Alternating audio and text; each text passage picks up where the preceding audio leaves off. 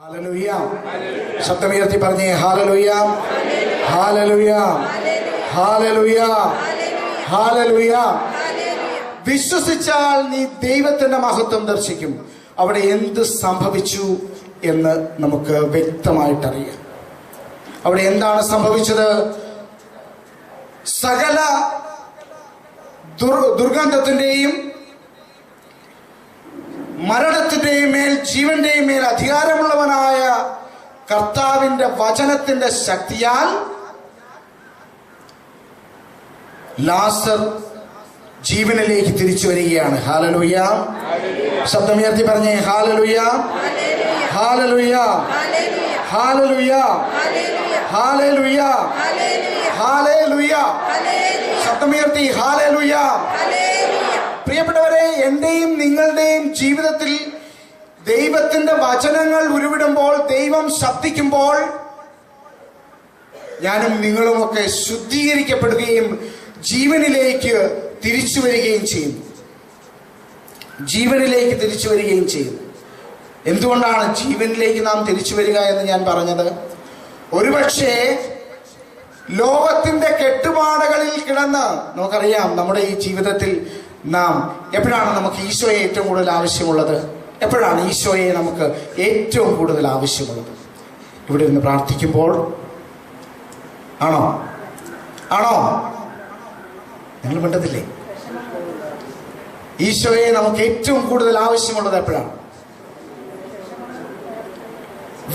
വിഷമങ്ങൾ ഉണ്ടാകുമ്പോൾ, പള്ളിയിൽ പ്രാർത്ഥിക്കുമ്പോൾ, വിശുദ്ധ കുർബാനയിൽ സംബന്ധിക്കുമ്പോൾ, കുടുംബ പ്രാർത്ഥന ചെല്ലുമ്പോൾ ആണോ? അല്ല. അവിടെയൊക്കെ നമുക്ക് ഭക്തിയുണ്ട്. ഇവിടെ ഇരിക്കുമ്പോഴും നിങ്ങൾക്ക് ഭക്തിയുണ്ട്, എനിക്കും ഭക്തിയുണ്ട്. എന്നാൽ മറിച്ച് ഞാൻ എൻ്റെ ജീവിതവുമായി ഈ പടിക്ക് പുറത്തേക്ക് ഇറങ്ങുമ്പോൾ എനിക്ക് ഈശോയെ ആവശ്യമുണ്ട്. ഹല്ലേലൂയ. ശബ്ദമുയർത്തി പറഞ്ഞേ ഹല്ലേലൂയ. ആവശ്യമില്ലേ? എൻ്റെ വേദനകള് നെഞ്ചകം നീറുമ്പോൾ അവന്റെ സഹായം എനിക്ക് ആവശ്യമുണ്ട്. ചുറ്റുപാടിൽ നിന്നും തിരസ്കരണങ്ങളും ബുദ്ധിമുട്ടുകളും വലിയ തിരമാലകൾ പോലെ ആഞ്ഞടിക്കുമ്പോൾ അവനെ എനിക്ക് ആവശ്യമുണ്ട്. പ്രിയപ്പെട്ടവരെ, എന്നെയും നിങ്ങളെയും പൊന്നുപോലെ കയ്യിൽ കരുതുന്ന, ഞാൻ നടക്കുന്ന വഴികളില്, സഞ്ചരിക്കുന്ന വാഹനങ്ങളില്, ഭവനത്തിലായിരിക്കുമ്പോൾ പൊന്നുപോലെ കാക്കുന്ന ഒരു ദൈവം നമ്മോടൊപ്പമുണ്ട്.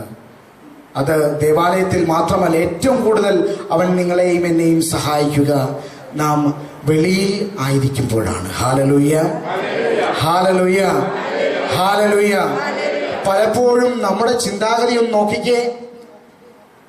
വിശുദ്ധ കുർബാന കഴിഞ്ഞ് പുറത്തേക്ക് ഇറങ്ങുമ്പോൾ, ധ്യാനം കഴിഞ്ഞ് ഈ പടിക്ക് പുറത്തേക്ക് ഇറങ്ങുമ്പോൾ നമ്മുടെ നാവിൽ നിന്ന് വരുന്നത് ദൈവികമാണോ അല്ലയോ എന്ന് പ്രിയപ്പെട്ട സഹോദര സഹോദരി, ഞാനും നിങ്ങളും ശ്രദ്ധിക്കണം. ഹല്ലേലൂയ.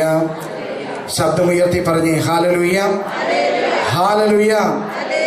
പരിശുദ്ധാത്മാവിന്റെ സഹായം നമുക്ക് നമ്മുടെ നിത്യജീവിതത്തിൽ കൂടിയേ തീരൂ. അവന്റെ വചനമനുസരിച്ച് ജീവിക്കാനുള്ള ഒരു വിളി എനിക്കും നിങ്ങൾക്കും ഉണ്ട് എന്നുള്ള സത്യം ഇവിടെ ഇരിക്കുന്നവർ മാത്രമല്ല, ഞാൻ കുടുംബത്തിലായിരിക്കുമ്പോൾ, ഞാൻ എൻ്റെ നിത്യേനയുള്ള ജോലിയിലായിരിക്കുമ്പോൾ അവന്റെ വചനമനുസരിച്ച് ജീവിക്കുവാനുള്ള ഒരു വിളി എനിക്കും നിങ്ങൾക്കും ഉണ്ട് എന്ന് പ്രിയ സഹോദര സഹോദരി നാം തിരിച്ചറിയണം. Hallelujah, hallelujah, hallelujah. കർത്താവ് വിശുദ്ധ യോഹന്നാൻ ശ്ലീഹായുടെ സുവിശേഷത്തിലൂടെ നമ്മോട് പറഞ്ഞു, എന്നെ സ്നേഹിക്കുന്നവൻ എൻ്റെ വചനം പാലിക്കും. എന്നെ സ്നേഹിക്കുന്നവൻ എൻ്റെ വചനം പാലിക്കും. ഞാനും നിങ്ങളുമൊക്കെ അവനെ സ്നേഹിക്കുന്നുണ്ടോ? ഉണ്ട് എന്ന് പറഞ്ഞാൽ ഒരു ചോദ്യം നമ്മുടെ നേരെ ഉന്നയിക്കുന്നു. അവന്റെ വചനം നാം നിത്യേന പാലിക്കുന്നുണ്ടോ? കർത്താവ് വചനങ്ങൾ സംസാരിച്ചപ്പോൾ യോഹന്നാന്റെ സുവിശേഷം 6-ാം അധ്യായത്തിൽ പറയുന്നു, കുറച്ചുപേർ അവനെ വിട്ടുപോയി.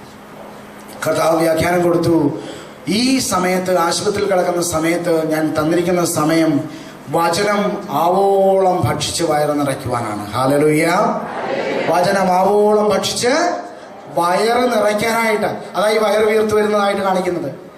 പ്രിയപ്പെട്ടവരെ, വചനത്തിലൂടെ അച്ഛനെ വളർത്തുവാൻ, കൂടുതൽ വളർത്തുവാനായിട്ട് ദൈവം ആഗ്രഹിച്ച ഒരു സന്ദേശമാണ്. അതുകൊണ്ട് ചില സന്ദേശങ്ങളൊക്കെ നമുക്ക് കിട്ടുമ്പോൾ അത് യഥാർത്ഥത്തിൽ രോഗമായിരിക്കില്ല, മറിച്ച് മറ്റുള്ളവരുടെ നന്മയ്ക്ക് വേണ്ടിയിട്ടുള്ള ഒരു സന്ദേശം ആയിരിക്കും. അച്ഛൻ പറയുകയാണ്, അതിൽ പിന്നെ വചനത്തിന്റെ വലിയൊരു അഭിഷേകം അച്ഛന് ലഭിച്ചു.